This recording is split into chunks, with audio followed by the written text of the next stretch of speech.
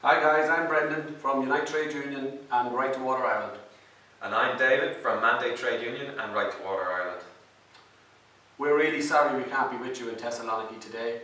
We would have loved to be there. Unfortunately, work commitments and personal commitments don't allow us to do so. You're off there in sunny Greece, we're here in rainy Ireland, so I think you've got the best deal. And we really want you all to have a very, very good conference.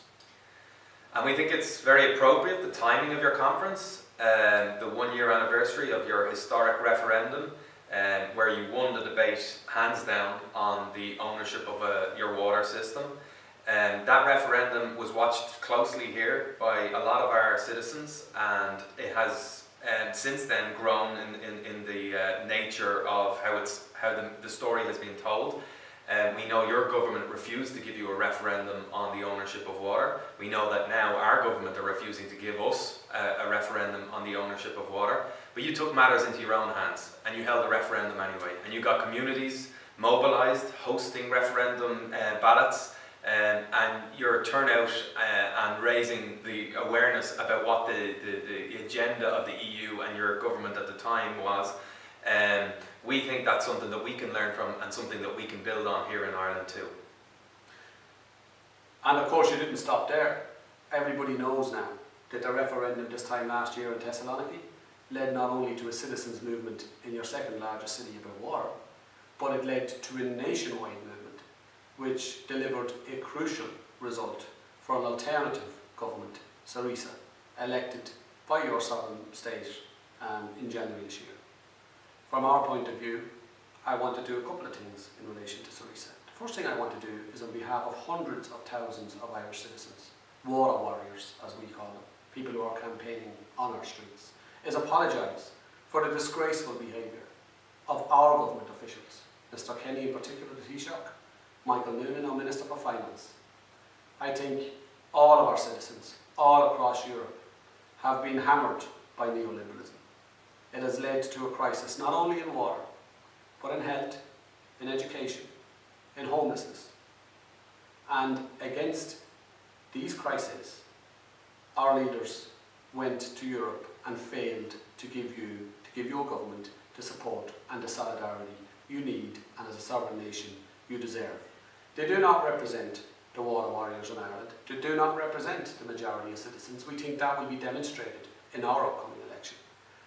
So we apologise for you and let you know at your conference that hundreds of thousands of people in Ireland, and this is a small country, but the vast majority of people in Ireland, support you, want you to get some relief from the terrible debt that you've been unjustly forced upon you, from the terrible effects of the austerity and the neoliberal agenda.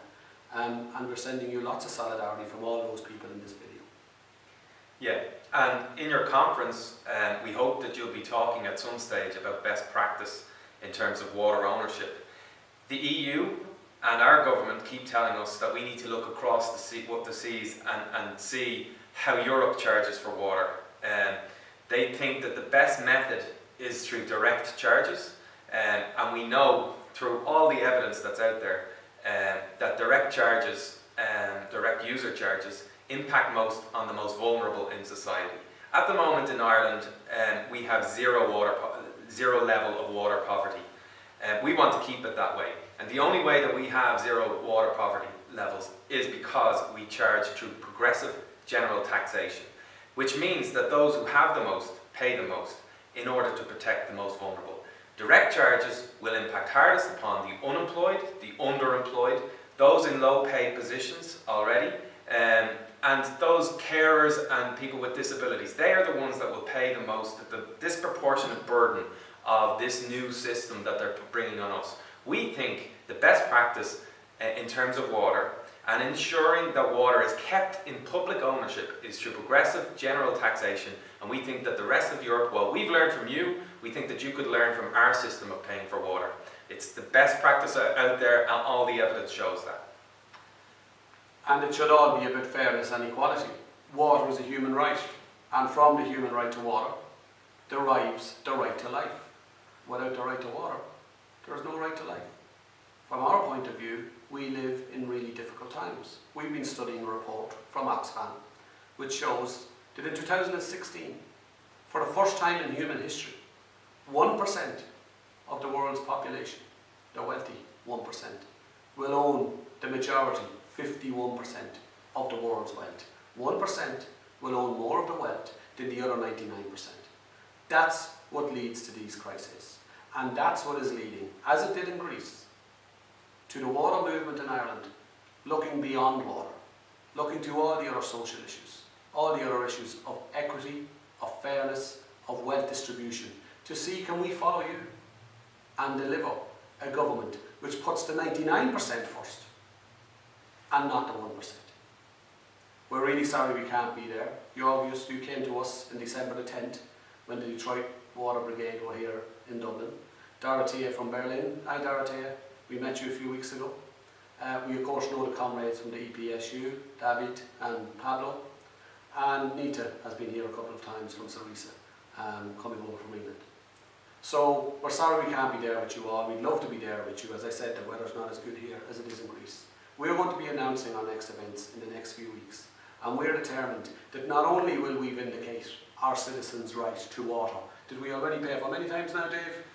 Pay for it at least 3 times at this moment in time. At least 3 times. We're not paying for it anymore. We're going to continue to provide water through progressive taxation. And we are going to take that movement and turn it into a movement that can deliver for our citizens a fairer country, a more equal country.